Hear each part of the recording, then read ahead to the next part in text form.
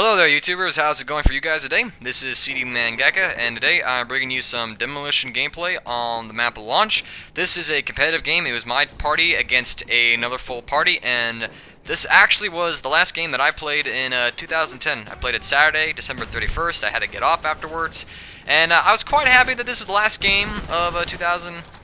It was both competitive, it both had me beasting in it. I mean, it was all around a pretty fun game. I was pretty relaxed about it. I mean, it was a good way to end the year. It was a good way to end the year in my book. And so, one thing I want to address real fast, you noticed I'm recording out of theater mode right now.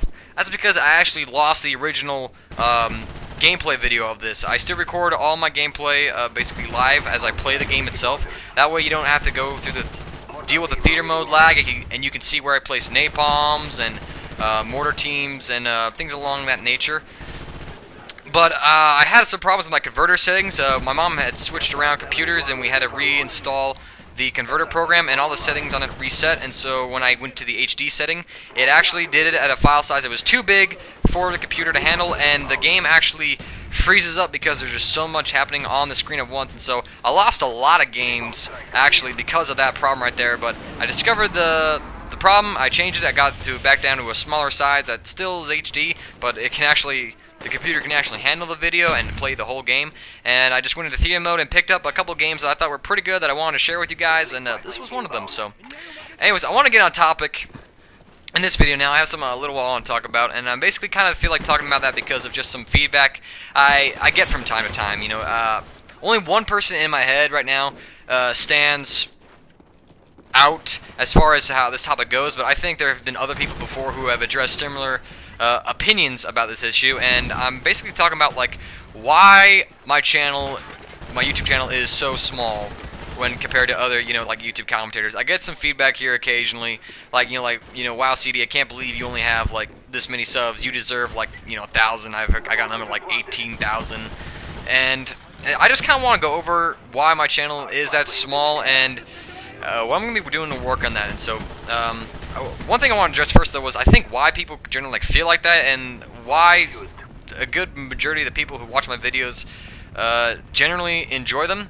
And I think it's all because like I'm not bad at commentating. I'm pretty good at it. I'm not the best in the world. I don't think you could ever measure who is the best in the world. There's no quantitative way of measuring that, but there's just evidence that says, I'm not a bad commentator. I'm pretty good. People generally like to listen to my commentaries. Supposedly they listen to the whole thing, it would seem like, and some videos I just have to stop halfway through it because I cannot listen to this guy drone on awkwardly. And it's all an understandable situation. Some people are very uncomfortable in front of people and talking to a crowd. I'm not really like that. I'm very outgoing in that sense. I love theater classes. I love getting up and acting in front of people, and cracking jokes out.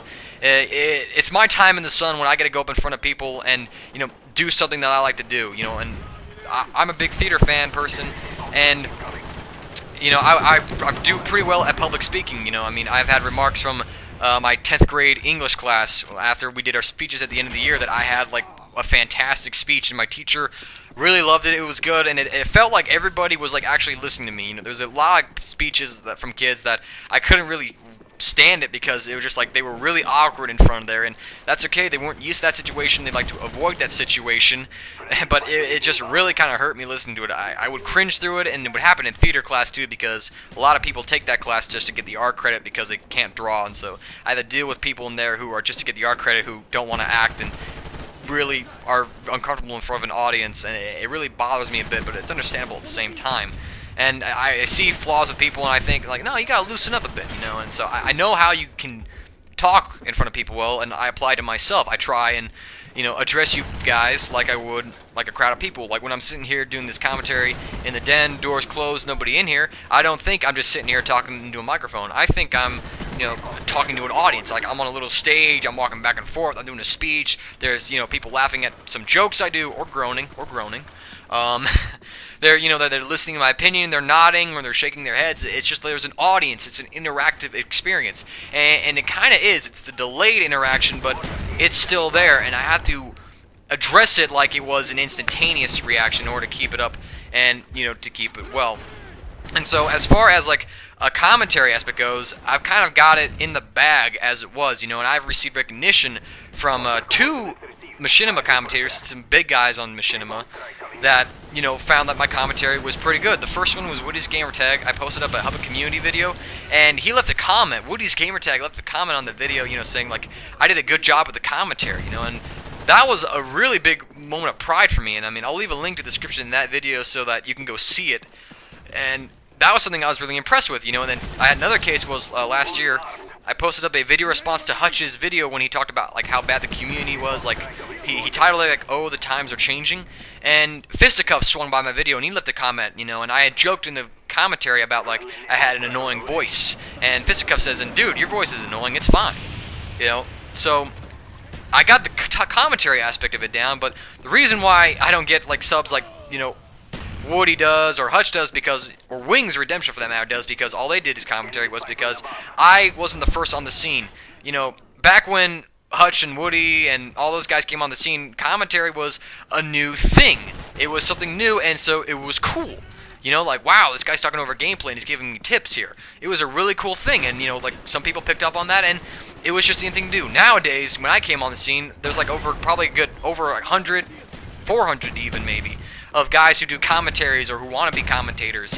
And so you got to up the bar. You can't just, be good speaking skills. Like, everybody does that. You have to really stand out. And that's how, like, people like T. Martin basically get big, because they put a lot of quality time in the videos, and they're really great, and so they get a lot of recognition for that. And another aspect of that is because, I'm trying to put in high-quality videos like that. That's why I've revamped the Spawn Trapping Guide series, is because I wanted to receive more recognition.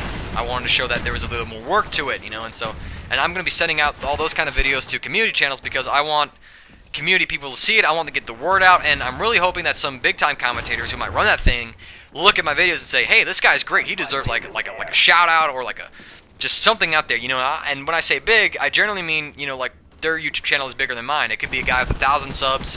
It could be Woody himself. But either way, I just need to get the word of mouth around. I need to start spreading the word. Like, yo, CD's here, and he's doing, some decent stuff.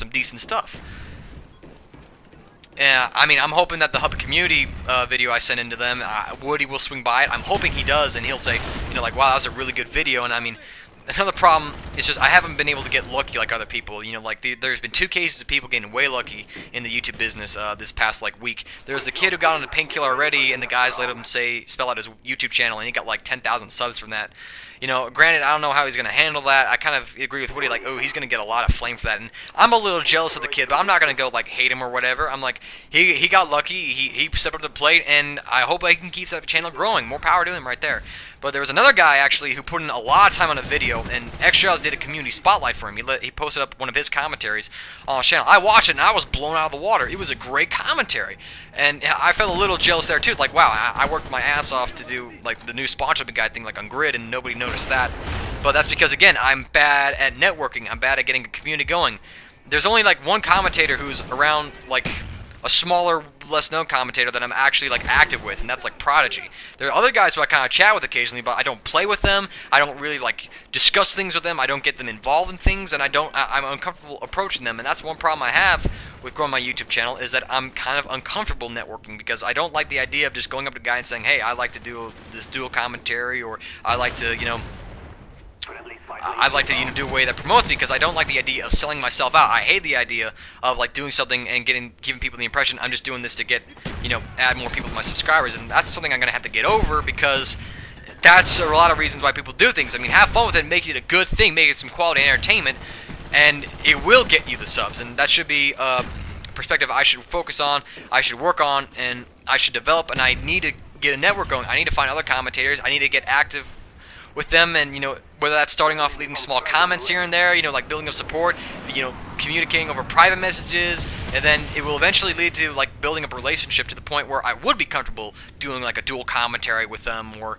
like a video response commentary thing with them. I would be comfortable doing something like that, but until I really get active with the people who are kind of doing that, it's just like nothing's gonna happen. I'm bad at networking, and it's something I gotta do, because that's what's gonna take in order for me to get to grow my channel. The guy who X-Jaws, community spotlight, he sent Xjaws a message, and Xjaws, he got the luck of having Xjaws look at the thing and being impressed with it. He put in the work for it, so Xjaws gave him the recognition, but he also got lucky that Xjaws chose to look at his video. If Xjaws just decided to blow him off, he basically, he went out and got that community spotlight thing, and the kid on Painkiller already, if he wasn't an avid watcher of that thing, if he didn't network like that and was live on that, he never would have gotten the recognition, well, at least the subs, I should say, that he did, because they networked, they grew their channels.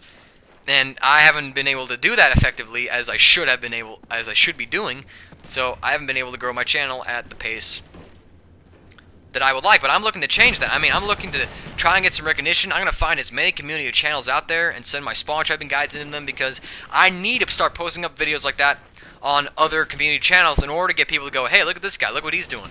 It's like, wow, I would never have thought of doing that, you know, like, oh, that's a really good job he's doing. You know, because the commentary nowadays doesn't cut it. It doesn't cut it. You gotta do something new, you gotta do something fresh, and commentaries are basically stale, if not expired, at this point in growing a YouTube channel. Commentaries at this point are good for offering the occasional tips and for maintaining a YouTube channel, but for growing it at this point, you really need to come up with projects that are really high-end business. Like my spawn trapping guides, I take maybe 2 days to work on that. Occasionally, I mean, this commentary that I'm doing right now takes me about maybe 15 minutes or 45, depending on how many takes I do. But, you know, it's fast and easy to produce, and it keeps you guys in touch, and it lets you guys know that, hey, I'm still working here. But behind the scenes, I'm still working on the spawn trapping guide. I'm still doing that thing, but I can't produce those every day. I can produce these every day, but not the spawn trapping guide. And that's really just something that you kind of have to deal with, and I mean, it deserves more recognition when you really work on something that takes a couple days to do instead of 15-10 minutes. So I have to work on that. That is something that I'm willing to do. Namely, that is something that I am going to be working on. I'm determined to work on it. I want to get a little more recognition. And to clarify here, it's not just so I can say, you know, I have 100 subs, or, you know, like I'm, you know, as big as Woody's Gamertag channel. I mean, I'm pretty sure all this talk about being big and small has a lot of sexual innuendos flying across your guys' minds right now, if you're that kind of a guy. Who isn't, right? But it's also, it's for the purpose of helping you guys get better at the game. I started this channel because I wanted to channel my identity, CD Mangaka. I made this in 2009, excuse me. But I started posting up commentaries March, if not February of 2010. And I mean, I invested into a PVR. I invested my time into this because I wanted to help people grow. And it would start off with Ninja Gaiden Sigma 2, and then I thought, well, why can't I help people out with COD? You know, I learned a lot about COD, and I could be slightly entertaining. I can give you some tips here and there, some strategies here. And I thought it would grow a bit more, but, you know, I was at the point where you had to do more than just commentary to really get noticed. And I didn't understand that, but now I do. But I want to help people, and I have this weird gratification thing where if I look at somebody grow and learn to do something, and I know that I was a direct cause of that, I know that somebody benefited from the work I did, from me creating thing, if I could teach somebody else, that is one of the best satisfactions that I can get in my life. Me personally, I'm ready to tell people things. I'm ready to share information, get insight, and help people do something that they have trouble with if I can do it myself. I live for that. And if I can, and I want to share that with as many people as I can. That's why I want to grow the channel, because I want to get a little more recognition is nice, but I want to help as many people as I can. If I'm going to stay at this size, approximately the size, for as long as I do this, then okay, I'm okay with that. I'm okay with that. If I just helped out 100, 500 people get better at something, then that is enough for me. But if I can help out 10,000 people, that is like the biggest accomplishment for me. And I would love to do that. I would love to do that. And I want to do that. I'm determined to do that. Thank you for those who listened to this video. Thank you for those who stuck with me. That is just some explanation there. Please leave a rating on this video and a comment. If you're new, subscribe to the channel. Thank you guys so much.